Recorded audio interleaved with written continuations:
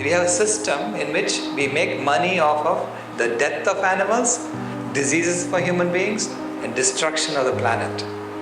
Death, disease, and destruction. That's how we are making money. You keep saying the truth, as corny as it sounds, be the flower and the bees will come. So today I'm going to talk to you about how you can solve the climate crisis today. Happy birthday to you. Happy birthday, dear Melody. Happy birthday to you.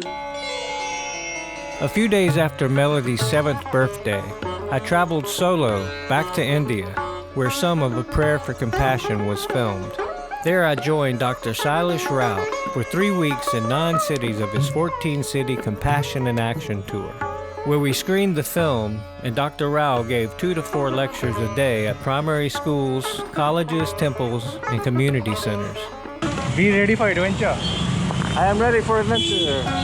My first night in Delhi started with an unforgettable motorcycle ride through the crowded city streets with my new friend Bharat Goel, a local animal rights activist and my Delhi host. It was an amazing adrenaline rush that I promise never to repeat again. I turned vegan when I realized that as a vegetarian, I was causing more harm than even someone who eats meat. Especially because I'm drinking milk from a cow. Because cow is a huge animal, requires a lot of resources. So because, the way you have to look at that is, say, imagine if the whole world goes lacto-vegetarian, what happens? We'll be producing cows like crazy to get the milk out of them, and then we don't want to kill the cow. So the cow lives for 25 years eating up the forest. So literally, we can destroy the planet today if the whole world goes vegetarian, lacto-vegetarian. We had a lively Q&A after our Delhi screening at the Zoroastrian Fire Temple's Cultural Center. And I had the pleasure of tasting some yummy vegan food samples and making some new friends. The next morning, Sailesh and I left Delhi before dawn, traveling by train down to Jaipur for a screening hosted by Sharon, a nonprofit organization devoted to spreading awareness about holistic health and an ecologically sustainable, compassionate lifestyle. So we have over 250 billion tons of toxic chemicals that we are using, that we are pouring out into the environment every year from our industrial processes worldwide. And those chemicals then get concentrated in animal foods. So the more animal foods you eat, the more chemicals you're going to eat. Plants are good filters for the chemicals. So they try to filter the chemicals that's in the water, and they try to make the vegetable or the fruit as pure as they can make it. And they try to store all the chemicals in their stalks, in their bodies, and in the plant itself. So they only send out pure water through the leaves. They try to. When we eat the vegetables, we are going to get the least amount of chemicals. But we take the whole plant and we give it to the cows. And the cows eat the whole plant, and they're going to store all the chemicals in their fat cells. So they're accumulating chemicals. Every day they're eating so much plants, and all of the plant. They don't eat just the vegetables, they eat the whole plant. So they're getting all the chemicals that are in the plant, and then they store that in their fat cells, and they concentrate it, and they give it to us. This is why animal foods have at least 2 orders of magnitude more chemicals than the same plant food, if you eat a plant food. This is why it is so much more toxic. And every year, it is getting more and more toxic because the chemicals that we pour don't go away, they stay there. And we are producing more chemicals every year and pouring. So every year it becomes more and more toxic. So the difference between plant food and animal foods gets bigger and bigger every year. So we have to first eat plant foods, just to eating plant foods, and then we have to change the system that's pouring 250 billion tons of toxic chemicals every year. We have to change this.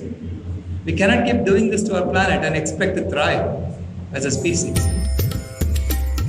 Sailesh and I caught another pre-dawn train headed south to Udaipur, a city I had visited while making A Prayer for Compassion. we were greeted by my friend Ashutosh, who was in the film. I was reading a story to my granddaughter in bed, trying to put her to bed, and at the end of the story she asked me, "Grandpa, who were the first human beings?" And I have promised her that I'll never ever lie to her.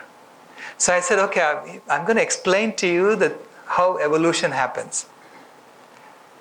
So I said, imagine that you're standing on the street and you're holding your mother by your hand. Then you ask your mother to bring her mother to stand by her side, and so on. You create a long line of mothers on this side of the street. And on the other side of the street, you ask a chimpanzee to do the same thing with her mother and her grandmother and so on. So I said, by the time these two lines go from Phoenix to Tucson, they would merge. There'd be only one single line because both lines are going to say, that's my mother too. Immediately she sat up in bed and she said, what? Are you telling me that animals are my family? I said, well, if you put it that way, yeah, you're right. They are your family. She said, then why are people eating my family? Grandpa, make them stop. They're eating my family. She started bawling. And she was naming names of people who are eating her family. So I realized I had created a world for my granddaughter where she sees monsters all around her. I said, Kimaya, please stop. I am trying. This is what I've been trying to do. In fact, it's my job to make them stop. Immediately she stopped crying and she said, what? This is your job? This is your job? You know you haven't done your job? When will you do your job? And I said, I have to do it by 2026, otherwise we are all in big trouble. She said, promise? I said, okay, I'll promise you. She said, will you give me a pinky promise? I said, sure, I'll give you a pinky promise. And then she said, you can never ever break a pinky promise. And then she went to sleep. So the next day I started this project, Vegan World 2026, to just fulfill my promise to my granddaughter. After a screening and Q&A at the vegan food company Good Dot, we stopped by a local meat market to bear witness, and Ashutosh asked for permission for me to video the chickens who were awaiting their slaughter. On the way out of Udaipur, we stopped by Animal Aid to pay a visit to its founder, Jim Myers, who was featured in A Prayer for Compassion.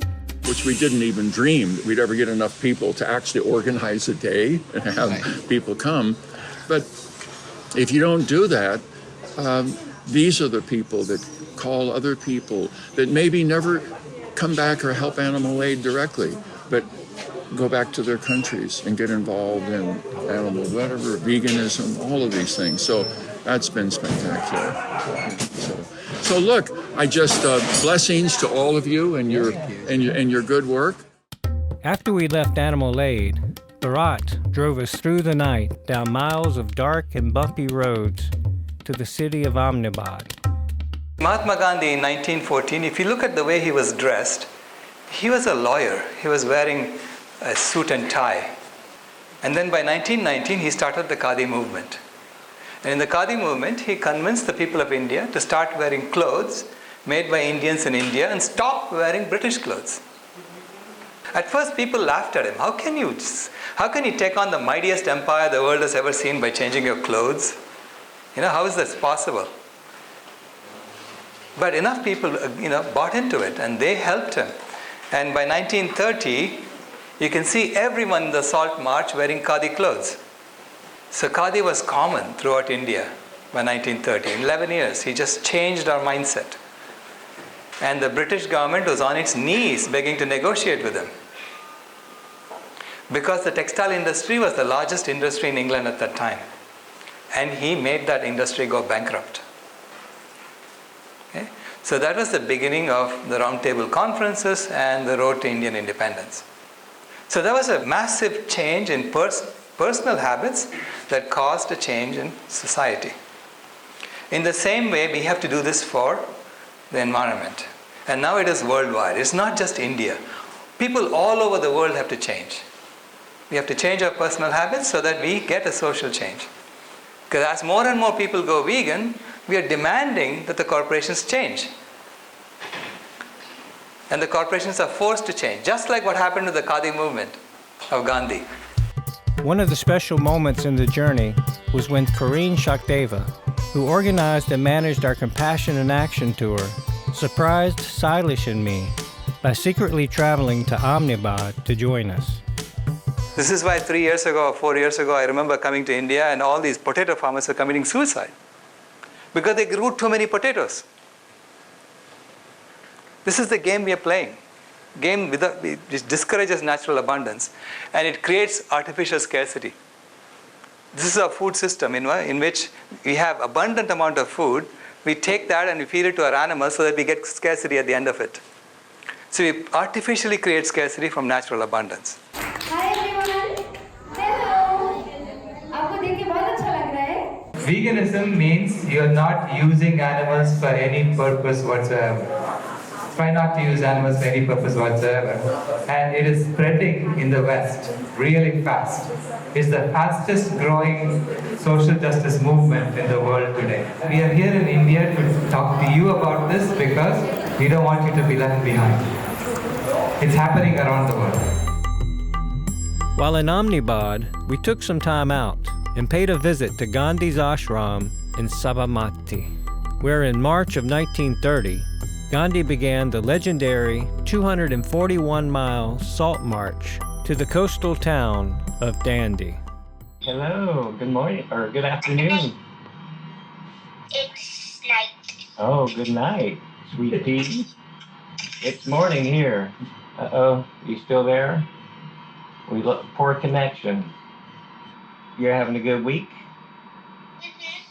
Guess who's with me? Who's with you? It's a Jack. Yeah. Aha, I guess. Haha. What day is I'll it show there? you. Is it Wednesday? Yeah, it's Wednesday. Okay, then it's Thursday here. We're like ahead of you. Everybody's asking about you. Where's Melody? Yeah, that's to go to bed. Yeah, well, I hope you sleep good. When I see you, I'm gonna squeeze you so hard. You're gonna be like, Dad, you're squeezing me, I can't breathe. Be like, I need a big hug. All right, I love you, sweetie. You too. Bye. Bye-bye, sweet day.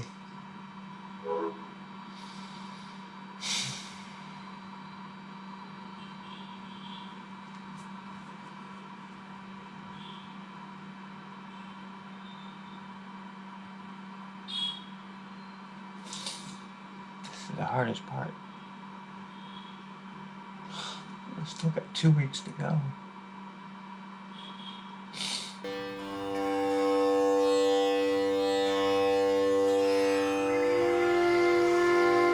Before we left Ahmedabad, our host and local animal rights activist, Amit Ashara, drove us to see a mountain of garbage, where we witnessed abandoned dairy cows grazing on plastic and trash.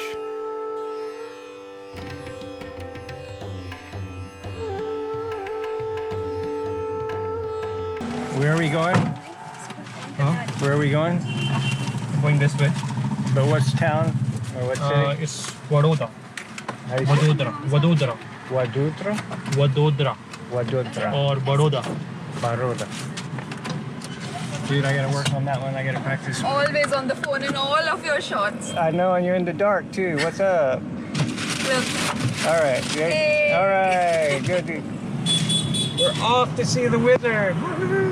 Thank you so much for being here tonight. You know, you'll see in the film was inspired because that my daughter was born, and then I saw the movie that Dr. Rao produced called Conspiracy, and I realized, you know, that we're all not going to be here as long as our children and our grandchildren, and you know, we have to really think about the world we're going to leave them. And the film is meant to inspire people to realize that, you know, the choices we make every day, that dollar we're putting down is the biggest vote we're ever going to make for the planet that we live on. So we have to really be conscious and, you know, try to make the most compassionate choices we can. And you're just being here tonight shows me that you're someone who cares and wants to make a better planet. So I applaud you all and thank you for being here. And and I'll be happy to answer your questions when it's over. Thank you. What do you expect from your visit in India with this film? आपकी क्या अपेक्षाएं हैं? While I'm here, we're screening the film and we're hoping to raise awareness about not only the environmental impact, but what's actually happening in India to mother cow. Like, I think so many people are unaware of of just how horrible dairy is for the female cow.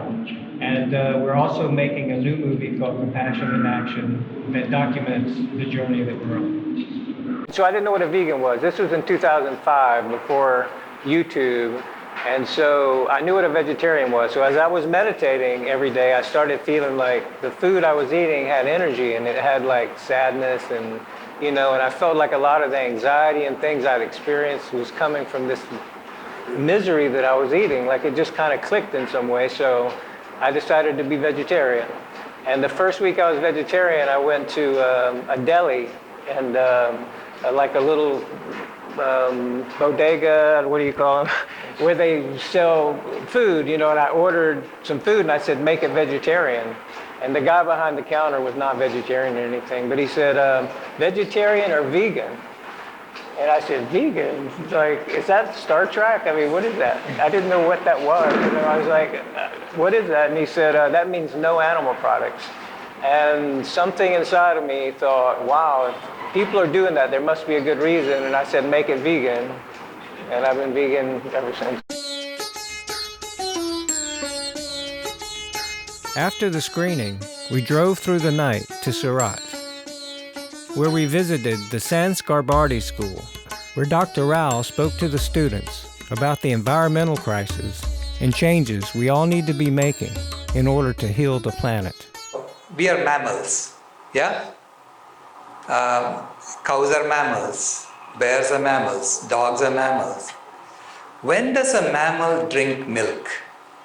Do you know? A mammal always drinks milk when it's a baby. And the purpose of milk is to make the baby grow until the baby doesn't need milk anymore. And you only drink the milk of your mother as a mammal. Yeah? So every mammal does just that. They only drink the milk of their mother and then they stop drinking milk and they eat their regular food. So why are we so special that we need to drink milk as adults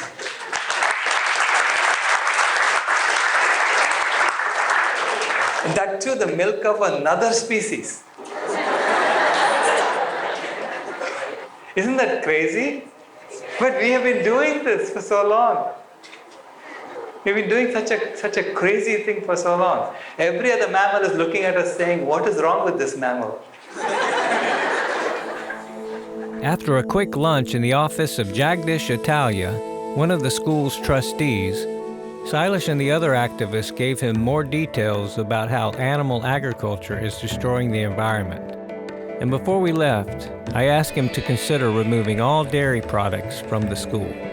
We'll definitely try that, and from now onwards I'm a vegan officially. So now we are getting rid of milk. Thank you so much. Thanks for having me. You don't mention cow. You know about the political situation of India. Right. You mentioned Cattle. Cattle. Right. Cattle. Okay. Because you know the situation. It's cow and buffalo all put cow, together. buffalo, All put together, yeah. Nowadays, I think camel milk also very popular in Rajasthan. Yeah. After leaving the school, we rushed over to the offices of Synergy Media, where Dr. Rao was interviewed on 94.3, My FM, the largest radio network in India, one of whose major sponsors is the dairy industry. Sir, we are talking about vegan. So what is vegan?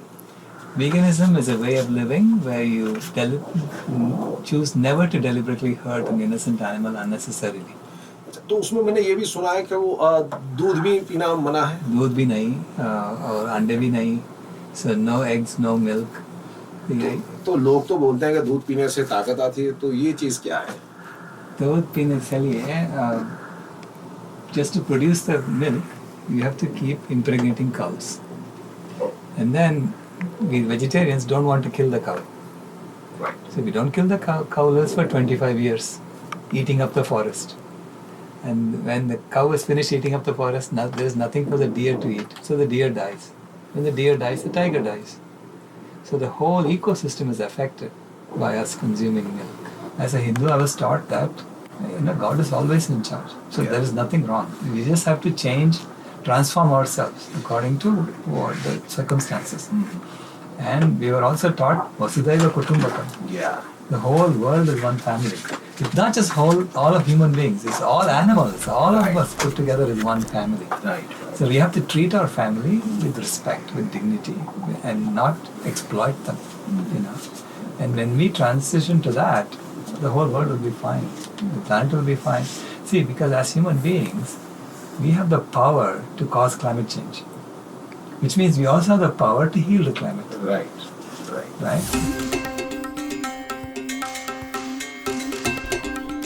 After a screening and talk by Dr. Rao at a local college of engineering, we stopped off for a quick dinner before Dr. Rao's last speaking engagement of the night. It's as if our house is on fire. Our house is on fire when we are stuck inside and we cannot get out. So the first thing you have to do when your house is on fire is to stop throwing fuel on the fire. That is veganism. That is just an elementary step that we have to take because we are in the same house as everyone else. We are on only one planet. There is only one planet. We are all on that planet. So when you throw fuel on the fire, it affects my planet too. Right? When I throw fuel on the fire, it affects your planet. So we all have to cooperate to first stop making things worse. After a long, exhausting day, Dr. Rao still made time for a little satsang with some of Surat's young local animal rights activists. And then in the morning, we said goodbye to our new activist friends and caught a train bound for Mumbai, where Pareen had the opportunity to speak to some passengers about veganism. After one of them had asked about the Vegan World 2026 pin Dr. Rao was wearing. He said, from today I'm going to start drinking milk. Wow. You're an awesome evangelist. Yeah. You're a big evangelist. We're missionaries. A big evangelist. Yeah. On a mission. We're missionaries. To save the world. Save the Vegan World 2026. Intrigued by Pareen's conversation, the passenger behind us began to ask us questions of his own. We were working in this remote village in Rajasthan, 3 hours from Udaipur, up in the hills, and there, in the Kumbhalka Wildlife Sanctuary, the women were dying 8 years younger than the men. And so we tried to analyze to see why they were dying so sooner than the men.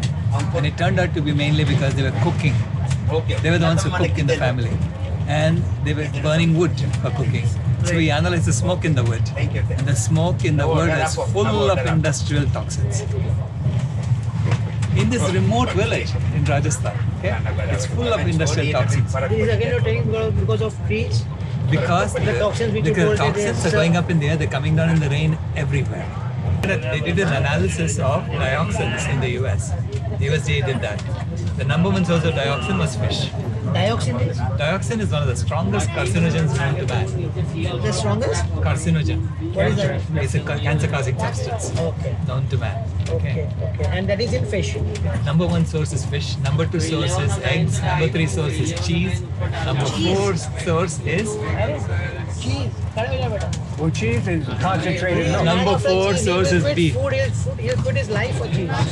Cheese is the biggest cause of cancer. Cheese is one of the biggest causes. Number one source is fish. Number two source is eggs. Yes, Number three source is cheese. Number four source is beef. Only cheese is the bigger, worse than beef. Right? In terms of the concentration of dioxin you get. It means cheese is, we should not have occasionally also. No. Totally should quit. Totally should. Dairy cheese. You can have plant cheese. What is crunchy? I have never heard They about make it with the cashews, almonds. Thank you. Very nice meeting. I wish you all the best for future endeavors.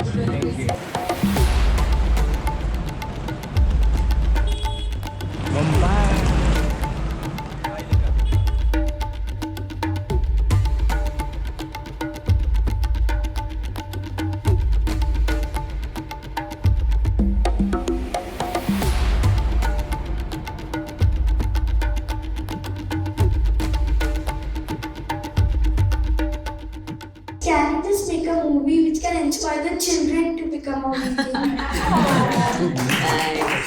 That's a great question and great request. So I'm working on a film now called Compassion and Action, but the next film is going to be about children and compassion. Wow. So it's coming. I'll just tell you one story that happened in my granddaughter's school. So my granddaughter asked me to come to her class and explain to her friends what vegan means. So I went there, and so the kids were asking me, what does vegan mean? So I told them, imagine that a rabbit walks into this room. How many of you would play with the rabbit? And everyone said, I'll play with the rabbit. I want to play with the rabbit. Then I said, how many of you would hurt the rabbit? I said, oh, we would never hurt the rabbit. They said, by definition, you're all vegan. That's what vegan is. It just means you don't hurt animals unnecessarily. Right? That's what vegan is. So this is normal. Then once I told them that, they went to their parents and they said, I'm vegan. Okay? Which caused a huge problem in school. So this is about coming into alignment for them. Once you ask them that question, and then they will want to be like you.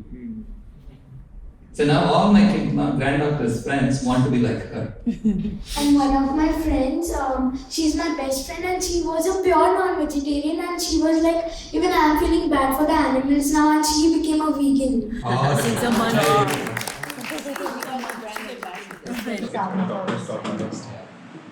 Israeli couple who are. All right, we know you want to take a picture. Go for it. Follow your bliss.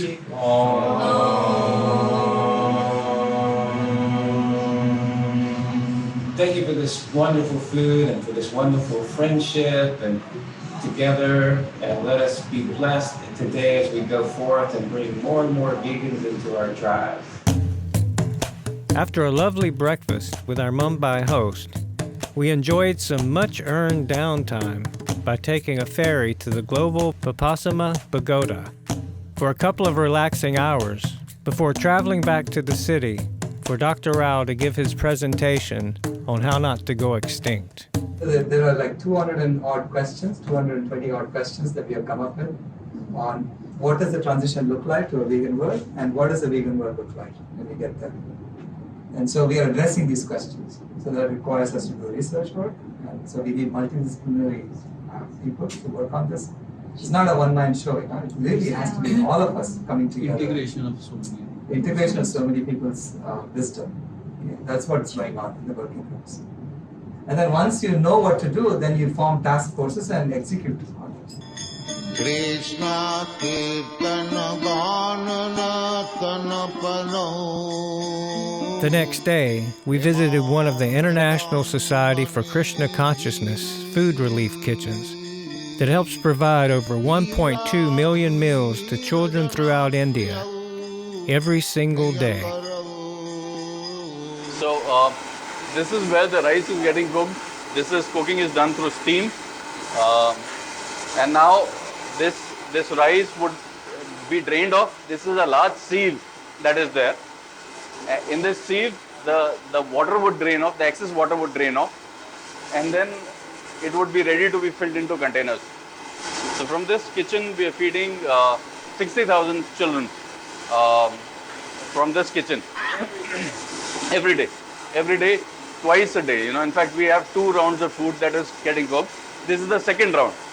The founder of ISKCON, His Divine Grace Bhaktivedanta Swami Prabhupada, when one of those days when he saw a child competing with a mongrel to retrieve food from a dustbin, he felt very bad. Then he said that, look, we should aim to eradicate hunger from the world. At least let us take a doable target within the vicinity of any ISKCON temple, say about 1 kilometer or 10 kilometers from the temple, no child should go hungry. We should take care of their hunger.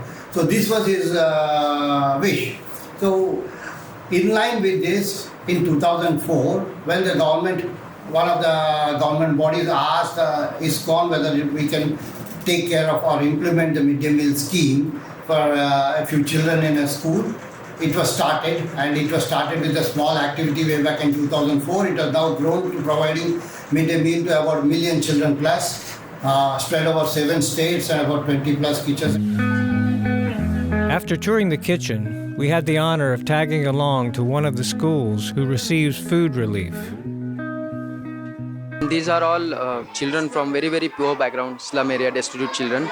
They always been, all the students have always been in that, from that background, who always need, along with the school, who always need help. So the children can take any number of helpings.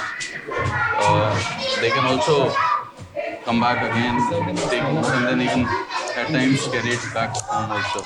Because the population which are underfed, undernourished in India is fairly higher. We are only scratching the surface there. So the population pan-India is close to about 40 crores, which is 400 million children which are undernourished, you know. They are destitute to the extent that they don't have school material, no proper pens or pencils. They, what to speak of paying the fees, school fees. So the team of their own school teachers, they are contributing, and on behalf of children, they are paying their fees also. Yeah, so they have this burning desire to get all these children educated. So they don't mind paying for their schools also, school fees also, along with education material, whatever. Yeah, even taking them to educational trips and all. They are arranging for children on their own expenses, out of their pockets. So everything is being taken care by the school staff and the teachers, especially the principal. I could live up to this. Children are good in giving feedbacks. Then and there you will get a feedback. They like it, they like it. They don't like it, they'll tell you on your face. So I would say it gives enough fulfillment that you are helping somehow the needy children. When you see their faces, satisfied faces after eating, and their performance, their positive impact, you'll feel, I mean, other things don't matter. I mean, this is the thing, as a reward you get. Everyone here, you know, the positive impact of that. That's your reward.